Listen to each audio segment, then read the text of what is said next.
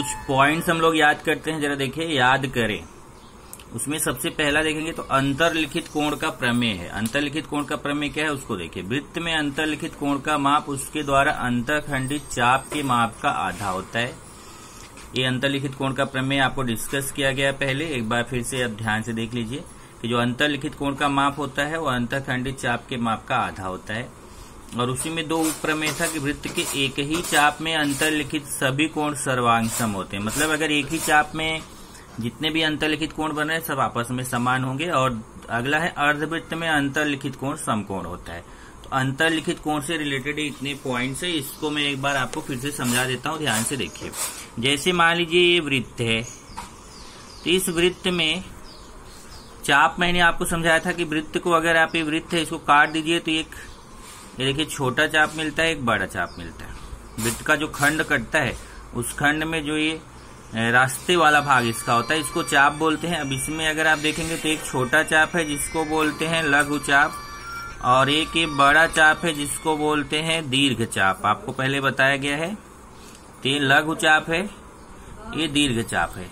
जो बड़ा है वो दीर्घ चाप है, जो छोटा है वो लघु चाप है। तो आप ध्यान रखिए कि इसमें जो लघु चाप होता है आपको, चलिए इसमें थोड़ा बनाता हूं आपको समझ में आएगा। ये देखिए ये लघु चाप है। इस लघु चाप द्वारा यहाँ पे ये केंद्र है, इस केंद्र पे जब आप कोण बनाएंगे तो ये जो केंद्र पर कोण बनेगा इस कोण को इस लघु चाप का माप बोलते हैं।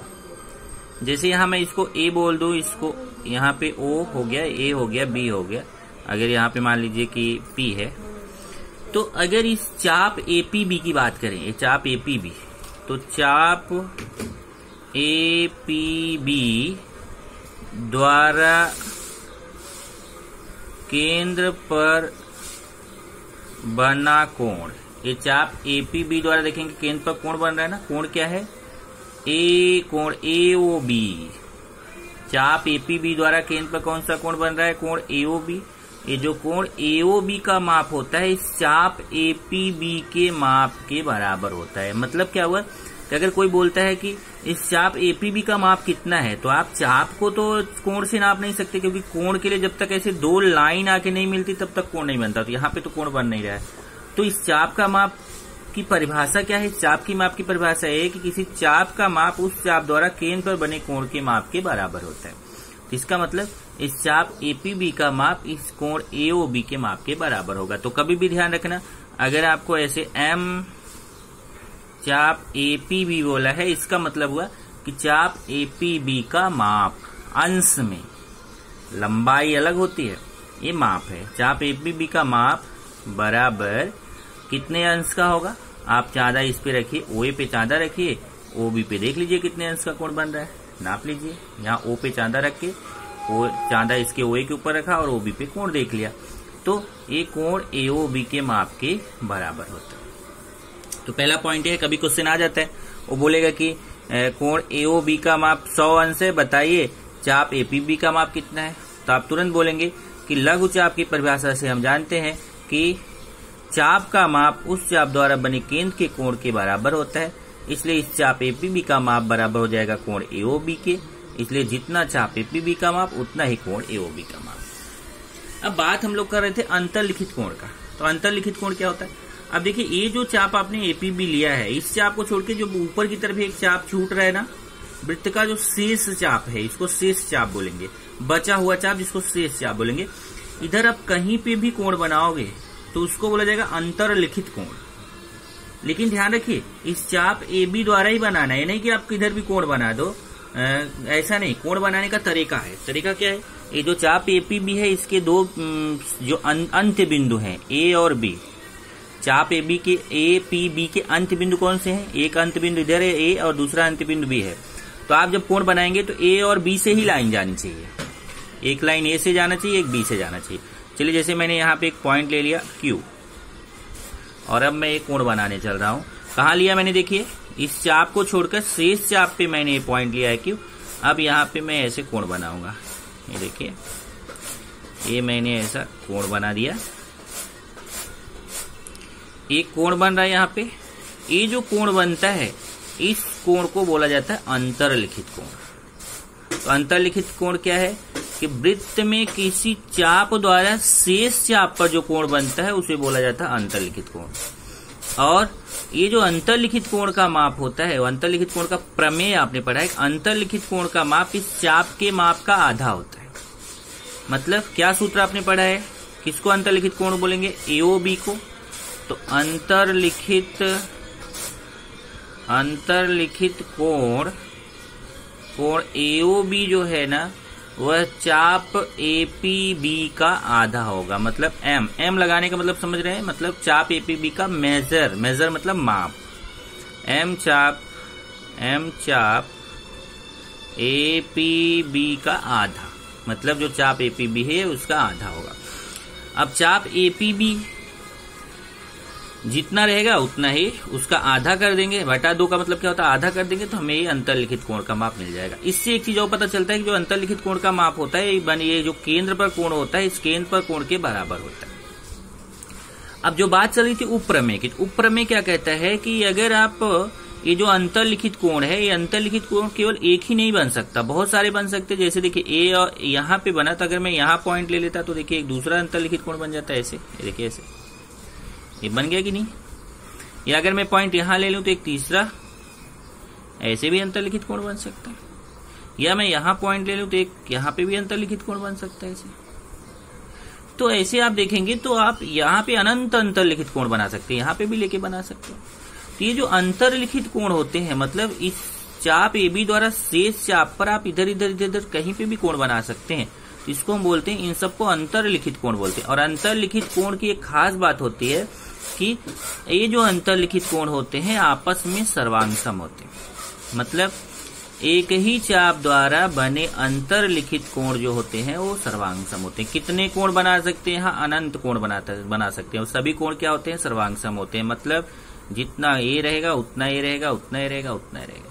तो एक ही चाप में अंतरलिखित कोण सर्वांगसम होते हैं। और वो आप इजिली समझ भी रहे हैं क्योंकि ये कोण भी इसी चाप एपीबी द्वारा बना है। तो अगर मैं इस चाप एपीबी का मान लूं 100 अंश है, तो जब इसी चाप एपीबी द्वारा ये कोण, यहाँ पे मैं नाम दे देता हूं QRST। अब देखिए इसी चाप एपीबी द्वारा ये भी कोण बन रहा है, कोण आर भी बन रहा है। ये देखिए ARB, तो यह भी कितने अंश का रहेगा, 100 का आधा 50 अंश। इसी चाप एबी द्वारा ये भी कोण बन रहा है AQB, तो ये भी कितना रहेगा, 100 का आधा 50 अंश। इसी चाप एबी द्वारा ये भी बन रहा है ASB, तो ये भी कितना होगा 50 अंश। और इसी चाप एबी द्वारा ये भी कोण बन रहा है तो ये भी कितना होगा 50 अंश। इस तरीके से आप देख रहे हैं कि ये सभी कोण कितने कितने अंश के होंगे, 50-50 अंश के। मतलब क्या समझ में आया कि एक ही चाप में जितने भी कोण अंतरलिखित होंगे वो सारे कोण जो होंगे आपस में कैसे होंगे, सर्वांगसम होंगे, आपस में कैसे होंगे, समान होंगे। तो एक ही चाप में अंतरलिखित कोण सर्वांगसम होते हैं। क्लियर है। तो ये आपका हो गया।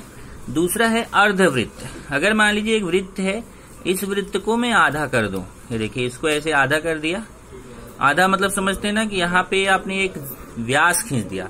अगर व्यास खींचेंगे तो आधा वृत्त इधर हो जाता, आधा इधर हो जाता। तो इस व्यास द्वारा जो अंतरलिखित कोण होगा उस कोण का माप होता है 90 अंश। तो व्यास द्वारा वृत्त आधा हो जाता है, और जब आधा होता है तो इस आधा जो आधा भाग होता है, इधर चाहे इस तरफ बनाओ या आप अगर चाहें तो इस तरफ भी बना सकते हैं। देखिए इधर कहीं पे भी बनाएंगे। अर्धवृत्त में जो कोण होता है, अर्धवृत्त में चाहे इधर बनाइए चाहे इस तरफ बनाइए, 90 अंश। और इजिली वो समझ में आता है कैसे 90 अंश होता है, क्योंकि देखिए ये चाप कितना होगा, 180 होगा ना। इस चाप द्वारा शेष चाप पे कोण बन रहा है, अंतरलिखित कोण हो गया, तो ये 180 का आधा होगा, मतलब 90 अंश। इसलिए अर्धवृत्त में बना कोण क्या होता है, संपूर्ण होता है, 90 अंश होता है। उसके बाद आपने ये पढ़ा चक्री चतुर्भुज का प्रमेय। जरा देखिए क्या है चक्री चतुर्भुज का प्रमेय। चक्री चतुर्भुज के सम्मुख कोण संपूरक होते हैं। संपूरक का मतलब कि योगफल 180 अंश। और दूसरा चक्री चतुर्भुज का उपप्रमेय पढ़ा कि चक्री चतुर्भुज के बहिष्ठ कोण उसके संलग्न कोण के सम्मुख कोण के सर्वांगसम होते हैं। और तीसरा चक्री चतुर्भुज के प्रमेय का विलोम चतुर्भुज के सम्मुख कोण परस्पर संपूरक हो तो वह चक्री चतुर्भुज होता है। और एक चौथा पॉइंट देखिए, मैं इसको डिस्कस करूंगा। किसी रेखा पर स्थित दो भिन्न बिंदु उसी रेखा के एक ही ओर स्थित दो भिन्न बिंदुओं पर सर्वांगसम कोण बनाते हो, तो दो भिन्न बिंदुओं पर सर्वांगसम कोण बनाते हो तो वे चारों बिंदु एक ही वृत्त पर होते हैं। ये इतने पॉइंट्स जरा मैं आपको डिस्कस कर रहा हूं, ध्यान से समझिए कि अगर मान लीजिए कि एक वृत्त है और उस वृत्त पर चारों शीर्ष बिंदु उसके जो है वो वृत्त पर हो। जैसे देखिए यहाँ पे A B C D, A C B D, ये देखिए 4 बन रहे हैं ना, ए बी बन रहा है, डी बन रहा है, ए बी सी डी 4 कोण बन रहे हैं। तो अगर मैं बात कर रहा था शीर्ष बिंदु की, अगर ये ए जो है ए बी सी डी चारों शीर्ष बिंदु इसी वृत्त पर होने चाहिए। अगर वृत्त पर है तो उसको हम चक्री चतुर्भुज कहते हैं। और चक्री चतुर्भुज अगर रहेगा तो उसकी एक खास बात होती है, अगर आप कोण ए को नाप लो चांदा से, कोण सी को नाप लो, तो कोण ए और सी को जोड़ोगे तो 180 अंश आना ही आना है। ऐसे कोण बी और कोण डी को नापोगे तो अभी 180 अंश आने ही आने वाला है। तो इसको बोलते हैं कि चक्री चतुर्भुज के सम्मुख कोणों का योगफल 180 अंश होता है। मतलब चक्री चतुर्भुज के सम्मुख कोण संपूरक होते हैं। संपूरक मतलब योगफल 180 अंश होता है। तो अब इसमें क्या है, अगर मान लीजिए कि इसको हम ऐसे, एक तो ये हो गया चक्री चतुर्भुज का प्रमेय। तो इस चक्री चतुर्भुज का प्रमेय क्या है कि चक्री चतुर्भुज के सम्मुख कोणों का योगफल 180 अंश होता है। मतलब चक्री चतुर्भुज के सम्मुख कोण संपूरक होते हैं। अब इसका विलोम क्या है? विलोम यह है कि मान लीजिए कि एक कोई चतुर्भुज आपको ऐसा दे दे, और चतुर्भुज देने के बाद ए बी सी डी हो गया, और उसमें आपको बता दे कि कोण 70 अंश है और कोण सी 110 अंश है। तो बताइए कि ये कैसा चतुर्भुज है। तो हम क्या करेंगे, कोण ए और कोण सी को नापेंगे और नाप के चेक करेंगे। जैसे कोण ए और कोण सी को जोड़ेंगे तो कोण ए का मान कितना है 70 अंश, कोण सी का मान कितना है 110 अंश, तो कितना हो गया 180 अंश। तो अगर कोणों का योगफल 180 अंश है, मतलब चक्री चतुर्भुज के सम्मुख कोणों का योगफल 180 अंश है, मतलब चक्री चतुर्भुज के सम्मुख कोण संपूरक है। अगर चक्री चतुर्भुज के सम्मुख कोण संपूरक हैं तो उनके चारों शीर्ष बिंदुओं से एक वृत्त जाने ही वाला है। मतलब ये चक्री चतुर्भुज है। ये कैसा चतुर्भुज है? चक्री चतुर्भुज। इसमें कैसा है, अगर चक्री चतुर्भुज रहेगा तो उसके सम्मुख कोणों का योगफल 180 अंश रहेगा। और चक्री चतुर्भुज के विलोम में क्या होगा कि अगर किसी चतुर्भुज के सम्मुख कोणों का योगफल 180 अंश है तो वह चक्री चतुर्भुज होगा। तो कैसे समझ में आया आपको? तो दोनों सेम सा लग रहा है। मतलब तो यहां से ऐसे समझिए कि अगर प्रश्न में चक्रीय चतुर्भुज दिया है, चक्री चतुर्भुज दिया है तो वह चक्री चतुर्भुज का प्रमेय है। और अगर प्रश्न में चक्री चतुर्भुज पूछा है, हमसे पूछा है कि क्या ये चक्री चतुर्भुज है, तो फिर वह चक्री चतुर्भुज के प्रमेय का विलोम वहां पे लागू होगा। ओके, उसके बाद है एक अगला पॉइंट बहिष्कोण का। तो जैसे मान लीजिए चक्री चतुर्भुज है, इस चक्री अगर इस कोण को हम ऐसे आगे बढ़ा दें तो यहाँ देखिए इस भुजा को, बीसी भुजा को मैंने आगे बढ़ा दिया, तो यहाँ बाहर की तरफ एक कोण बन रहा है। देखिए ये बाहर की तरफ जो कोण बन रहा है इसको बोला जाता है चक्री चतुर्भुज का बहिष्कोण। और जो बहिष्कोण होता है ना, ये अपने संलग्न कोण के सम्मुख कोण के सर्वांग सम होता है। मतलब ऐसे समझिए कि जैसे अभी मैं इसको ऐसे बढ़ा दूं तो ये जो बाहर जो कोण बनेगा, ये बाहर वाला कोण, ये जो इसका संलग्न कोण यहाँ पे है, इस संलग्न कोण के सर्वांग सम, इस संलग्न कोण के सम्मुख कोण के सर्वांग सम होगा। मतलब कि 70 है तो ये भी कितना होगा 70 अंश होगा। तो बहिष्कोण का माप, किसी चक्री चतुर्भुज के बहिष्कोण का माप अपने संलग्न कोण के सम्मुख कोण के सर्वांग सम होता है। मतलब एक बहिष्कोण DCM अगर है मान लो, तो बहिष्कोण DCM बराबर होगा कोण ए के बराबर होगा। ये है बहिष्कोण का चक्री चतुर्भुज के प्रमेय का उपप्रमेय। ओके, अब इसी से डिपेंड आपका एक दो पॉइंट्स और हैं। जैसे क्या है कि अगर मान लीजिए कि एक दो छेदन रेखाएं हैं, ऐसे थोड़ा और अलग बनाते हैं डायग्राम। ये देखिए एक वृत्त है और इसमें ये छेदन रेखाएं जाके अंदर काट रही हैं, और एक वृत्त, इसी वृत्त में ऐसा भी हो सकता है कि छेदन रेखाएं जाके ऐसे बाहर काटे।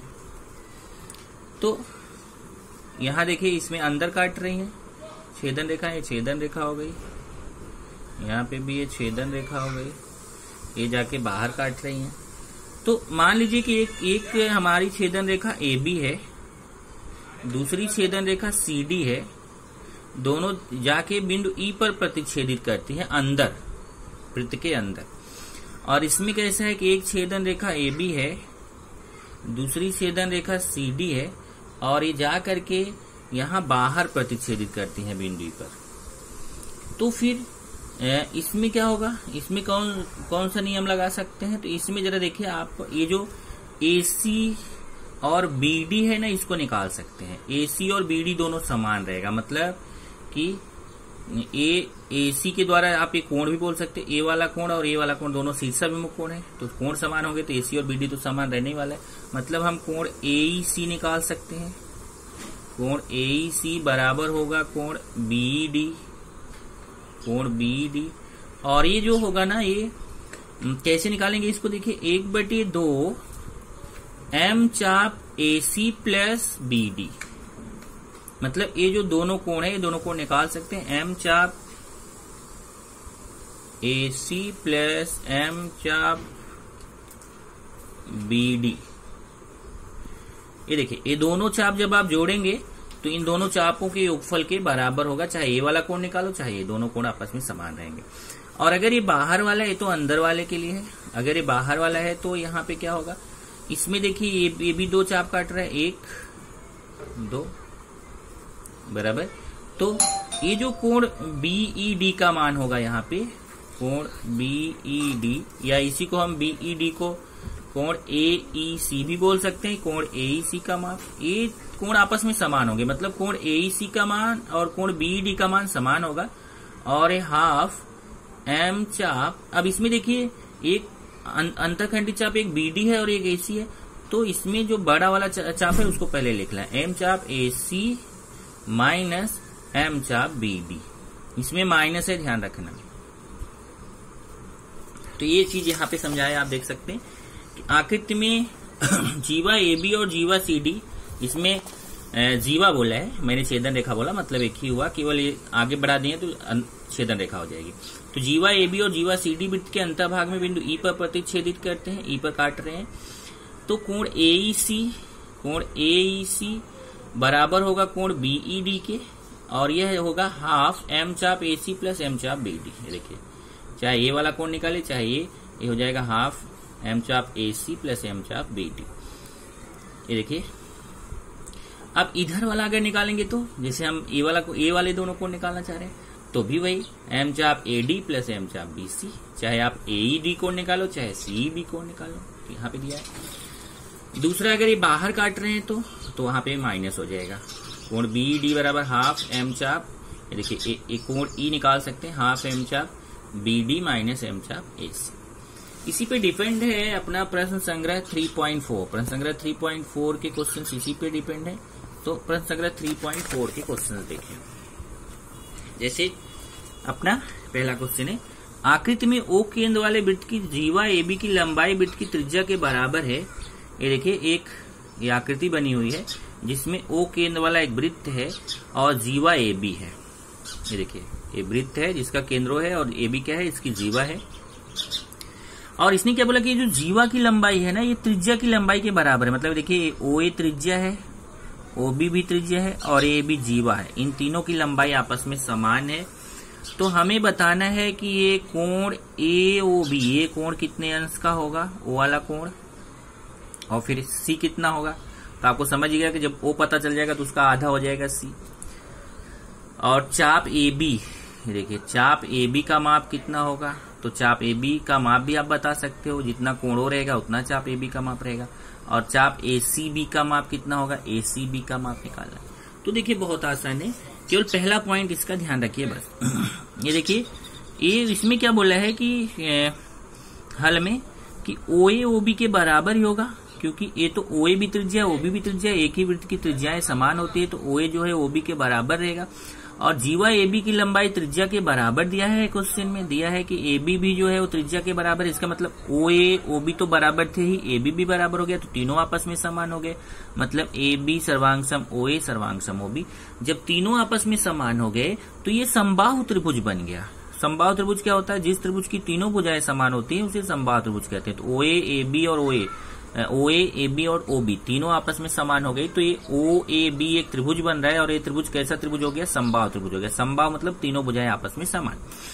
और समबाहु त्रिभुज की खास बात ये होती है कि उसका प्रत्येक कोण 60 अंश होता है, मतलब कोण O भी 60 अंश हो जाएगा, और कोण ओ ए बी भी 60 अंश हो जाएगा, कोण ओ बी ए भी 60 अंश हो जाएगा। 60 के अंश के कोण हो जाएंगे। तो हमें कौन सा कोण पूछा था? कोण एओ बी पूछा था। तो हमें पता चल गया कि कोण एओ बी कितना होगा? 60 अंश। यहाँ देखिए यहाँ लिखा है समबाहु त्रिभुज के कोण, मतलब समबाहु त्रिभुज का प्रत्येक कोण कितने अंश का होता है? 60 अंश का होता है। अब ध्यान दीजिए, जब ये 60 अंश का हो गया तो अंतरलिखित कोण के प्रमेय से हम ये निकाल सकते हैं, उसका आधा होगा। वृत्त चाप द्वारा वृत्त के किसी भी बिंदु पर अंतरित किए गए कोण का माप उसी चाप द्वारा केंद्र पर अंतरित किए गए कोण के माप का आधा होता है। अब देखिए इस लाइन से आप चाहो तो बच सकते हो, ये लाइन अगर नहीं लिखना चाहो तो आप बच सकते हो। उसके बचने का तरीका ये है कि आप पहले एम चाप ए बी निकाल लो। पहले ये तीसरा वाला क्वेश्चन कर लो। एम चाप ए बी बराबर होगा कोण एओ बी के। ये चाप ए बी का जो माप होगा वो अभी जस्ट आपको बताया कि जो चाप का माप होता है उसके द्वारा केंद्र पर बने कोण के बराबर होता है। तो जब केंद्र का माप हमें केंद्र का कोण 60 अंश पता चल गया तो चाप ए बी का माप भी कितना हो जाएगा? 60 अंश हो जाएगा। तो ये लघु चाप के माप की परिभाषा से बताया। लघु चाप के माप की परिभाषा क्या है कि लघु चाप का माप, किसी लघु चाप का माप उसके द्वारा बने केंद्र पर कोण के बराबर होता है। तो ये 60 अंश हो गया, मतलब ये ए बी का माप 60 अंश हो गया। तब आप यहाँ ये लाइन से 3 लाइन से बचना चाहते हो तो आप लिखो कोण ए सी बी बराबर 1/2 एम चाप ए बी और ब्रैकेट में लिख दो अंतरलिखित कोण के प्रमेय से। अंतरलिखित कोण के प्रमेय से लिख दीजिए। तो ये 3 लाइन से बच सकते हो। नहीं तो बाकी तो इसमें लिखा ही है, वृत्त चाप द्वारा वृत्त के किसी भी बिंदु पर अंतरित किए गए कोण का माप उसी चाप द्वारा केंद्र पर किए गए कोण के माप का आधा होता है। मतलब ये अंतरलिखित कोण का माप उसके द्वारा बने केंद्र के कोण के आधा होता है। तो 60 है तो कितना हो जाएगा? 30 हो जाएगा। देखिए 60 का आधा करेंगे तो कितना हो जाएगा? 30। अब ये तीसरा जो चौथा क्वेश्चन बहुत इजी है। देखिए ये पूरा वृत्त कितने अंश का होता है? 360 अंश का। और उसमें ए बी चाप जो है वो कितने का है? 60 का। तो पूरे 360 में से अगर ये ए बी वाला जो चाप है 60 निकाल दोगे, माइनस कर दोगे तो ए सी बी मिल जाएगा कितना? 300 अंश। सीधे देखिए एम चाप ए बी और एम चाप ए सी बी मिला के 360 अंश। देखिए ए बी और ए सी बी ये पूरा मिला के 360 अंश। क्यों? वृत्त के सर पूरा चाप का माप कितना होता है? 360 अंश होता है। अब ए बी का माप 60 अंश आया तो ए बी की जगह 60 अंश रख दिया। 60 का उधर 95 करेंगे, 360 में 60 माइनस होगा तो 300 अंश आ जाएगा। तो हमें ये जो ऊपर वाला भाग है जिसको हम दीर्घ चाप भी बोलते हैं, लघु चाप ए बी का मान 60 अंश है। तो एक सूत्र भी आप जानते हो, आप चाहते हो जैसे इन्होंने ये सब किया है ना, आप यहाँ पे इसको थोड़ा अलग तरीके से कर सकते हो। अलग तरीके से क्या कर सकते हैं? आप लिख सकते हैं कि दीर्घ चाप ए सी बी बराबर 360 अंश माइनस लघु चाप ए बी। तो 360 अंश माइनस 60 300, इससे थोड़ा इजी हो जाएगा। ओके, दूसरा क्वेश्चन देखेंगे। आकृति में चतुर्भुज पी क्यू आर एस एक चक्रीय चतुर्भुज है। देखिए ये पी क्यू आर एस क्या है? एक चक्रीय चतुर्भुज है और भुजा पी क्यू सर्वांगसम है आर क्यू के। देखिए पी क्यू भुजा जो है आर क्यू के सर्वांगसम है। कोण पी एस आर दिया है 110 अंश। ये वाला कोण दिया है 110। ये कोण का माप कितना दिया है? 110 अंश। तो कोण पी क्यू आर कितना होगा? एम चाप पी क्यू आर कितना होगा? एम चाप क्यू आर कितना होगा? कोण पी आर क्यू कितना होगा? 4 क्वेश्चन आपसे पूछा है। तो चलिए एक एक करके चलते हैं। सबसे पहले तो ये चक्रीय चतुर्भुज है और उसमें कौन सा कोण पूछा है? देखिए कोण एस दिया है 110 अंश और कोण क्यू पूछा है। तो आप जानते हैं चक्रीय चतुर्भुज के प्रमेय से कोण क्यू प्लस कोण एस बराबर 180 अंश। उससे आप कोण क्यू का मान निकाल सकते हैं। देखिए पी क्यू आर एस एक चक्रीय चतुर्भुज है। तो चक्रीय चतुर्भुज के सम्मुख कोण क्या होते हैं? संपूरक होते हैं। मतलब कोण पी एस आर प्लस कोण पी क्यू आर बराबर 180 अंश। कोण पी एस आर प्लस कोण पी क्यू आर बराबर 180 अंश हो जाएगा। और फिर पी एस आर का मान 110 है तो पी एस आर की जगह 110 रख देंगे। तो 110 का उधर 95 कर देंगे, प्लस से उधर जाके माइनस हो जाएगा। तो कोण पी क्यू आर का मान कितना हो जाएगा? 70 अंश। उसके बाद है कोण पी एस आर का माप, चाप पी क्यू आर का माप। ये देखिए चाप पी क्यू आर का माप निकालना है। तो चाप पी क्यू आर का माप कैसे निकाल सकते हैं? देखिए चाप पी क्यू आर द्वारा, ध्यान से देखिए, चाप पी क्यू आर जो है इसके अंत्य बिंदु कौन से हैं? एक पी है और एक आर है। तो यहाँ पी से एक रेखा जा रही है, आर से एक रेखा जा रही है। शेष चाप, ये चाप पी क्यू आर द्वारा शेष चाप कौन सा है? ये इधर ऊपर वाला भाग, ये जो इधर है ये शेष चाप है। शेष चाप पे जो कोण बन रहा है अंतरलिखित कोण है और अंतरलिखित कोण का माप इस चाप के माप का क्या होगा? आधा होगा। मतलब अंतरलिखित कोण पी एस आर बराबर एम चाप पी क्यू आर बटे 2। देखिए कोण पी एस आर बराबर एम चाप पी क्यू आर बटे 2। 1/2 का मतलब वही बटे 2 अंतरलिखित कोण के प्रमेय से। अब पी एस आर का मान 110 है और 2 का उधर जाके गुणा हो जाएगा, 110 गुणे 2 हो जाएगा। यहाँ बचेगा 1 गुणे का मतलब कुछ नहीं होता, उतना ही आएगा। m चाप PQR बराबर उधर भाग है 2 का, उधर जाके गुणा हो जाएगा तो 220 आंसर आ जाएगा। अब देखिए इस चाप PQR का माप कितना आ गया, 220। अब यहाँ क्या दिया है कि जो जीवा PQ है वो RQ के बराबर है। जीवा PQ और जीवा RQ दोनों आपस में कैसे है, सर्वांग सम। तो आप जानते हैं अगर जीवाएं सर्वांग सम होती है तो उसके द्वारा कटे हुए चाप भी सर्वांग सम होते हैं। तो अगर जीवा PQ जीवा QR के बराबर है तो चाप PQ भी चाप QR के बराबर होगा। यहाँ देखिए जीवा PQ जीवा QR के सर्वांग सम है तो चाप PQ भी चाप QR के सर्वांग सम होगा। तो सर्वांग सम जीवाओं के संगत चाप क्या होते हैं, सर्वांग सम होते हैं। अब हम क्या करेंगे, जब ये दोनों चाप समान आ गए, चाप PQ और चाप QR समान आ गए, तो इसको भी x मान लें, इसको भी x मान लें, और ये दोनों मिला के कितना है 220, तो x प्लस x मिला के 220 हो जाएगा। तो x का मान आसानी से आ जाएगा। ये देखिए PQ और QR दोनों को x मान लिया, और चाप PQ और चाप QR जो है वो चाप PQR के बराबर। इधर देखिए चाप PQ प्लस चाप QR, ये दो पार्ट है ना, दो भाग, PQ और QR मिलके पूरा बोल सकते हैं PQR। अब PQ का मान x माना है, x रख दिया, QR का भी x है, x रख दिया, और ये PQR का 220 है, x जुड़ के 2x हो जाएगा, 2 का उधर जाके भाग हो जाएगा, तो x का मान 110 आ जाएगा। इसका मतलब x का मान 110 होने का मतलब कि चाप PQ का माप भी 110 आ जाएगा, चाप QR का माप भी 110 आ जाएगा। देखिए चाप PQ का माप भी 110 आ गया और चाप QR का माप भी 110 आ गया। जब दोनों का 110 आ गया तो हमें और क्या निकालना, हमें कोण PRQ निकालना है। देखिए ये वाला कोण निकालना। अब ये वाला जो कोण है अंतरलिखित कोण है किसका, कौन से चाप का, ये चाप PQ का। चाप PQ द्वारा इस शेष चाप पे कौन सा कोण बन रहा है, कोण PRQ बन रहा है। तो ये कौन सा कोण है, अंतरलिखित कोण है। ध्यान से देख लीजिए, ये चाप PQ के अंत बिंदु कौन है, P और Q है। तो एक रेखा P से गई है Q से, दोनों जाके यहाँ शेष चाप पे कोण बना रहे, जिसको बोलेंगे अंतरलिखित कोण। अंतरलिखित कोण का माप चाप के माप का आधा होता है, तो कोण PRQ बराबर होगा m चाप PQ बटा 2। यहाँ देखिए कोण PRQ m चाप PQ बटा 2।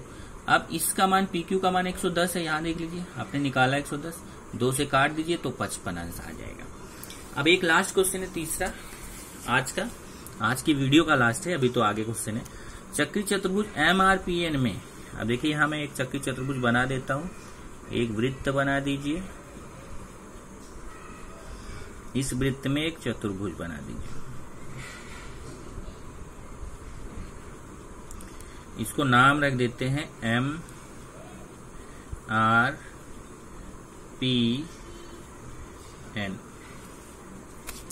इसमें कोण R का माप दिया है, देखेंगे 5x माइनस 13 दिया है, और कोण N का माप दिया है 4x प्लस 4, इसका भी माप दिया है। कोण R और कोण N का माप दिया हुआ है, और हमसे पूछा है कि उसका, फिर देखिए माप भी दिया, माप पूछा भी है, क्यों, क्योंकि इसने x में माप दिया है और हमें अंश में पूछा कितने अंश का आएगा x हटा के। तो इसका मतलब हमें यहाँ x का मान निकाल के इसमें रखना है। बहुत आसान है। ये देखिए कोण R और N दोनों कैसे हैं, चक्री चतुर्भुज के सम्मुख कोण है, और चक्री चतुर्भुज के सम्मुख कोणों का योगफल कितना होता है, 180 अंश होता है। कोण R प्लस कोण N बराबर कितना हो जाएगा, 180 अंश। देख लो कोण चक्री, ये MRPN पहले ही क्वेश्चन में बोल दिया कि MRPN चक्री चतुर्भुज है, दिया हुआ है।